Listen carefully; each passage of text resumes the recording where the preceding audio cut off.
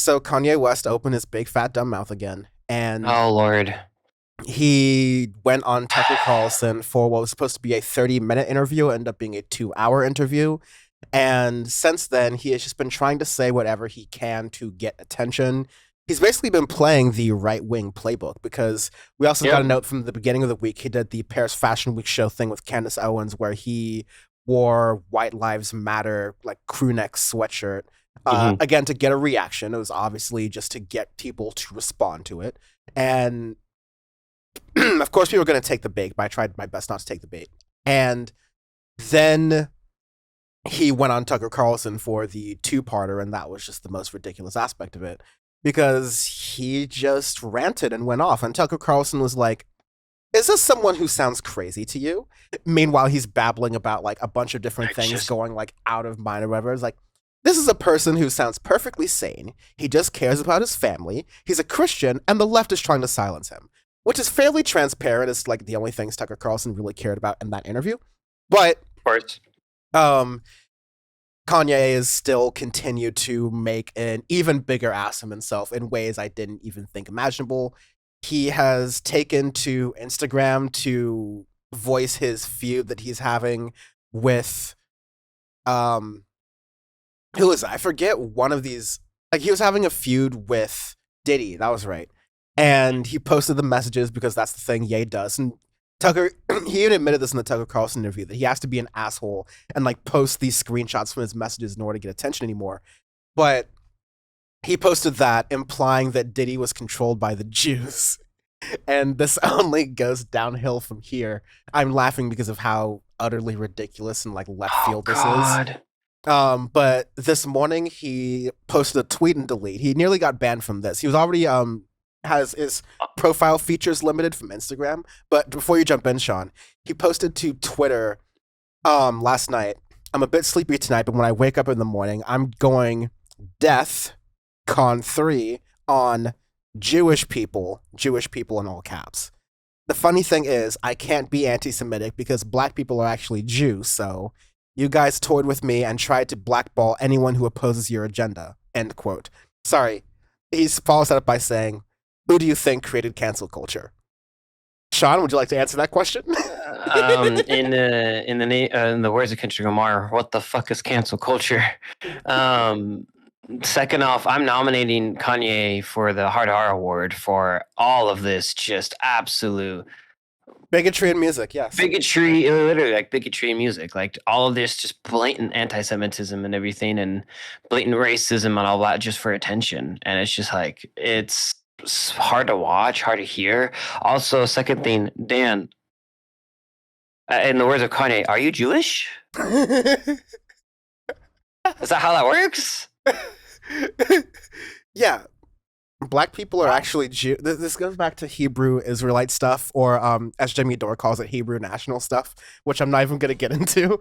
And so, Yeah, that's a separate rabbit hole. We are not going down. We are not. I'm not ready for that. The podcast isn't ready for that. yeah, I will never like. That was definitely one of the most slapstick moments producing the hell that was producing for Jimmy Dore was when he was trying to refer to the Hebrew Israelites in New York, who are like the black, Jewish people. And not all black Jewish people are Hebrew Israelites, by the way. I'm not going to go down that different rabbit hole because this is just rabbit hole Audioface, apparently. But yeah, no, Jimmy Dore was the straight face, giving the entire segment by saying Hebrew nationals. And everyone in the control room was like, bruh does not know he's giving free hot dog ads right now. Honestly, literally, I'm like, you want some hot dogs with that? I did not know we were going to the ball game. Anyways, but now, in seriousness here, and this comes after, and this is a very deliberate thing. I want people to make this clear. It's a very deliberate thing. This is more than just, oh, Kanye's having an episode. No, Kanye knows what Trump figured out, which is that he can get us attention by saying crazy shit. And so he went on Tucker Carlson and he said, oh, the reason that Jared Kushner made all those deals when he was working for Trump in the White House with Israel, it's probably just to make money because, And he even paused and he was like, oh, am I allowed to say that on this network? And then Tucker Carlson just like smugly smiled and went, no, this is free speech. You're allowed to say whatever you want to. and like in another point where like Kanye does one of those pauses where he's like, oh, I said something controversial. Can I say that? Am I allowed to say that? being all cute, like, oh, did I do that? Tee hee. Like Tucker goes, oh no, you totally keep going, keep going. I think maybe Bam may have gone this close in saying that Tucker was doing a dance monkey dance during the entire thing because that was how the entire interview That felt like, was, unfortunately. yeah. It's just horrible. Yeah. Just horrible. Um. So yeah, the more, and of course this is getting all of the worst people's attention. Elon Musk responded to Kanye on Twitter saying that like, oh, he is a oh, welcome back to Twitter, my friend. Now that Ye was coming back to Twitter and Elon Musk may or may not be buying Twitter soon. But this thing about anti-Semitism and rap music really fast, I want to get into as like a larger thing because I mean we've seen it in very recently in 21 Savage's song ASMR, where he's talking Mhm. about that he has Jewish money, that all of it's kosher. It was even LeBron James tweeted out that lyric and got a bunch of flack for it and had to apologize in addition to 21 Savage's apology. There's, of course, the story of OJ by Jay Z, where he has that interlude. I'm not even going to repeat that because it is just following this anti It's Semitic trope pretty of like, bad. Yeah. um, I will repeat the point because it's the anti Semitic trope of literally quoting Jay Z, Jewish people owning all the property in America. It's highly anti Semitic and it continues. Gucci on my Oh, that's the best one. with this Quavo 21 Savage, I think again. I think Mike Will Made It produces this, Mm. but there's the Quavo lyric that goes, $1 million lawyer Jews can't wait to dismiss him. When he's talking about a lawsuit. And then the ad lib of Jews. Yes, it's literally there. And then I had to Google this and dig because I know this song in my head because I remember my reaction to it listening for Audioface was literally like that meme where you're just like ripping your headphones off, like in the middle of that. Because underrated by Offset. Because literally it's just like after, just like non sequitur, after like a new verse starts like this. Swimming through these blues, trying to get more richer than the Jews.